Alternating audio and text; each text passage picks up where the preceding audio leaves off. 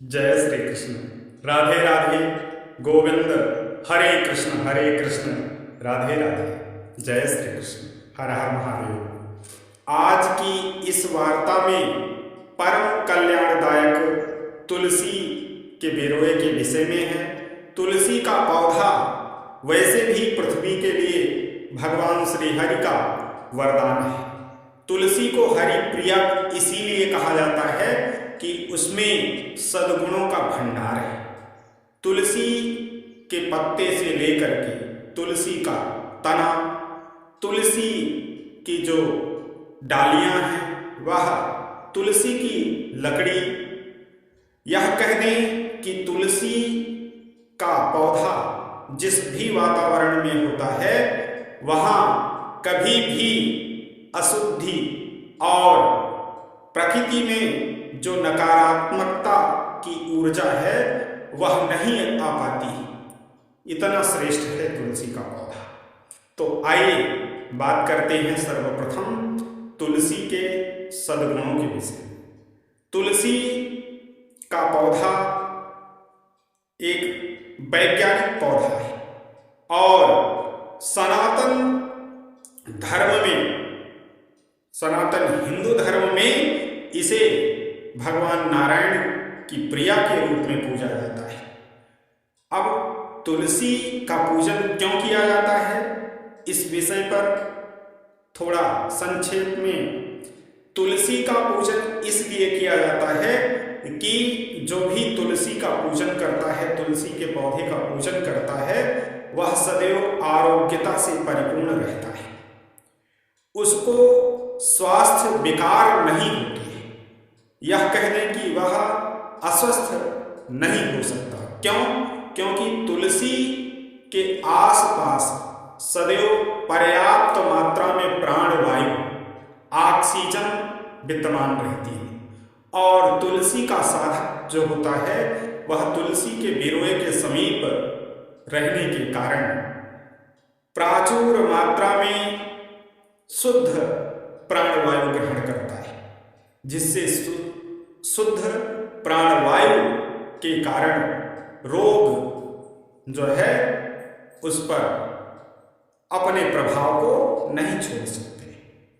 और तुलसी के पास में घी का दीपक जलाने से जो अप्राणवायु होती है वह नष्ट हो जाती है और तुलसी जो है, जो वातावरण में, जिस वातावरण में तुलसी का पौधा लगा होता है या तुलसी का वृक्ष लगा होता है, वह संपूर्ण अप्राणवायु को खींच लेता है और शुद्ध प्राणवायु को उस वातावरण में मुक्त करता है। और यही नहीं, तुलसी का पौधा 24 घंटे प्राणवायु छोड़ता है, आप प्राणवायु को ग्रहण करता है। इससे तुलसी का जो साधक होता है वह सदैव निरोगी काया और प्रसन्न चित्त रहता है। जिसको रोग नहीं होता वह सर्वदा प्रसन्न रहेगा। यह प्रकृति का नियम है और जो प्रसन्न होगा वह सबको सुख सद्गुण ही प्रदान कर सकता है और वह पौधा है तुलसी का।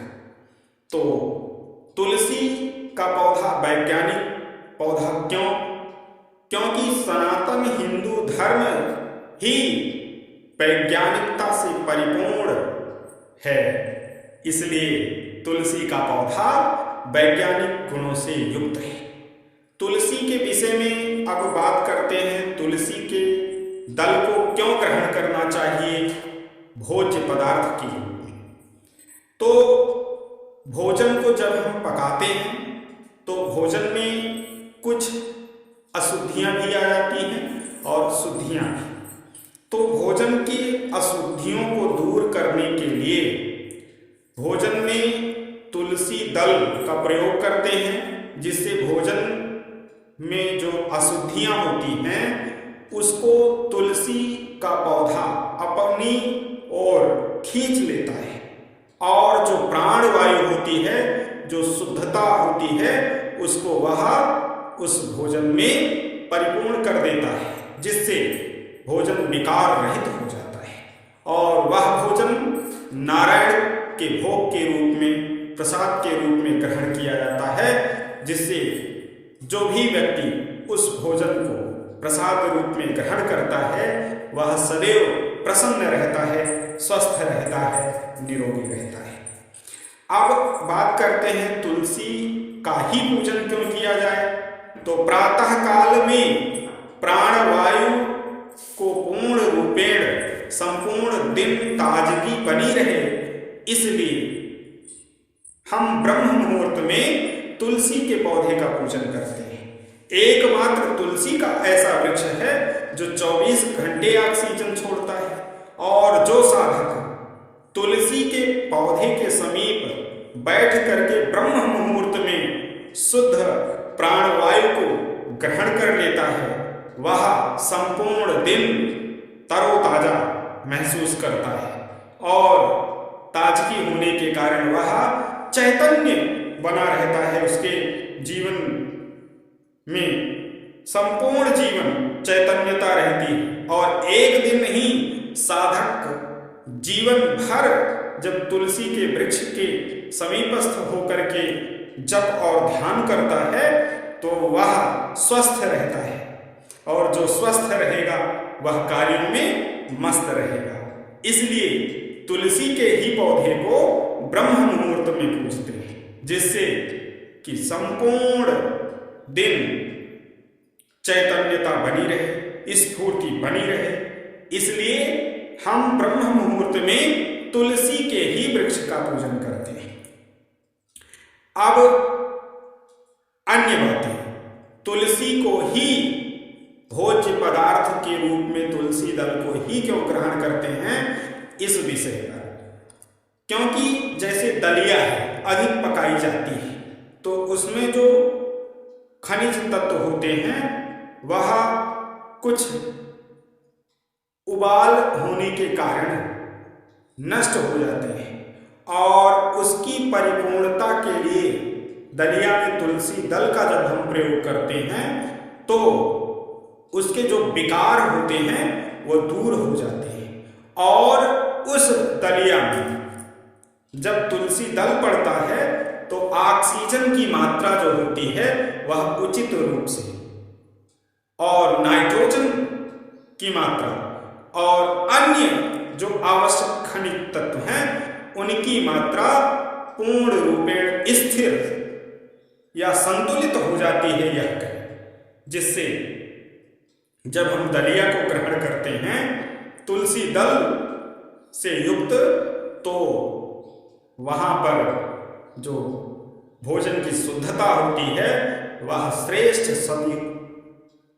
सात्विक शुद्धता से परिपूर्ण हो जाती है, जिससे भोजन संतुलित हो जाने से दलिया में सभी तत्व जो है वह संतुलित हो जाने से सामान्यतः यह कहें कि उचित पौष्टिक तत्वों से युक्त हो जाने से तुलसी दल के प्रयोग से भोजन दिव्य हो जाता है, और जब हम उस भोजन को ग्रहण करते हैं तो संपूर्ण दिन प्राणवायु की मात्रा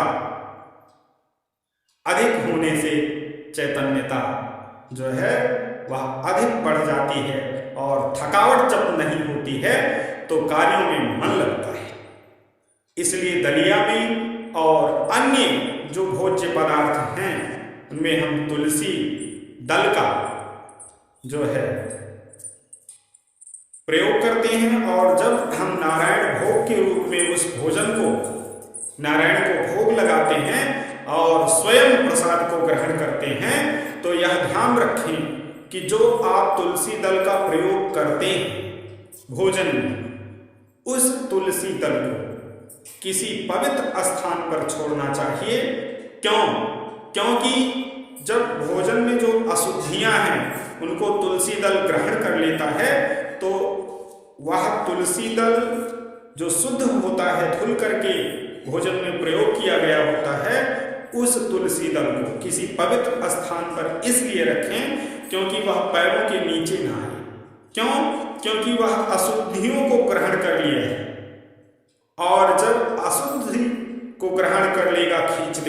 तुलसी दल, तो उसमें विकार हो जाएगा और उस विकार को यदि आप किसी पवित्र स्थान पर रखते हैं तो इससे दूसरा व्यक्ति भी उससे प्रभावित नहीं होगा अशुद्धि से, और उसके जीवन में शुद्धता बनी रहेगी। इसलिए तुलसी दल का जब भी भोजन में प्रयोग करें तो उस प्रसाद को पाने के बाद तुलसी दल को एक साफ स्थान पर या कटोरी में निकाल कर रख लें और तब भोजन ग्रहण करें। क्यों? क्योंकि तुलसी में पारे की मात्रा अधिक होती है, तुलसी के पत्ते में पारे की मात्रा होती है और आपके दांतों में कैल्शियम की मात्रा होती है। तो पारा को यदि लगातार प्रयोग किया जाए तो वह कैल्शियम को नष्ट करता है। इसलिए भोजन में तुलसी दल को कूच कर नहीं खाना चाहिए, और जिससे हमारे दांत जो है स्वस्थ और मजबूत रहे। तो पारा कैल्शियम को नष्ट करता है, एक कारण यह भी है। इसलिए भोजन में जब हम तुलसी दल का प्रयोग करते हैं तो तुलसी दल को कूच करके नहीं खाते, निगल जाते हैं उसको उसी भोजन में पेस्ट बना करके। इस कारण से, और एक कारण यह भी है कि जब हम भोग लगाते हैं तो भोजन गर्म होता है, और गर्म भोजन में जब हम तुलसी दल का प्रयोग करते हैं तो भोजन में जो पकने के कारण विकार आ जाते हैं या तत्व असामान्य हो जाते हैं, वह संतुलित हो जाएं, स्थिर हो जाएं और शुद्ध हो जाए भोजन। इसलिए तुलसी दल का प्रयोग कर लेते हैं, और जब तुलसी दल का प्रयोग करते हैं तो वह भोजन के विकार को अवशोषित कर लेता है, और जब वह अवगुणों को अवशोषित कर लेता है तुलसी दल, तो उसको हम निकाल करके बाहर किसी कटोरी में रख देते हैं और भोजन को शुद्ध रूप में ग्रहण कर लेते हैं, और तुलसी दल को किसी पवित्र स्थान पर रख देते हैं, जिससे हम पुनः अशुद्धि से प्रभावित न हों और शुद्धता बनी रहे। दूसरा, भोजन में प्राणवायु की मात्रा पर्याप्त हो जाए और अप्राणवायु नष्ट हो जाए, इसलिए तुलसी दल का प्रयोग करते हैं। और तुलसी का पौधा कहां पर रोपित करना चाहिए? तो तुलसी का पौधा उस वातावरण में रोपित करना चाहिए जहां पवित्रता, और पवित्रता कहां होगी? किसी गमले में या पूजा स्थल पर। तो गमले में यदि रोपित करते हैं तुलसी का पौधा तो आप मंदिर के समीप रखें, या तुलसी के पौधे को गमले में रोपित करते हैं तो ऐसा करें और उसे अपने समीपस्थ रखें। समीपस्थ कहाँ? जब आप शयन करने जा रहे हैं और आपके शयन गृह में प्राणवायु पर्याप्त नहीं आ पा रही है, उसको बनाए रखने के लिए उस गमले को आप अपने जब शयन करने लगे शाम को, तो उसको ला करके अपने शयन कक्ष में रखें और किसी खिड़की के पास रखें या रोशनदान के पास रखें, जिससे कि वायु भी उस पौधे से स्पर्श करती हुई है। इससे दो फायदा होगा, आपको दो गुनी शुद्ध प्राणवायु प्राप्त होगी, एक आपके तुलसी के पौधे से और एक आपकी खिड़की या रोशनदान से जो वायु आ रही है। इससे आप में चैतन्यता बनी रहेगी।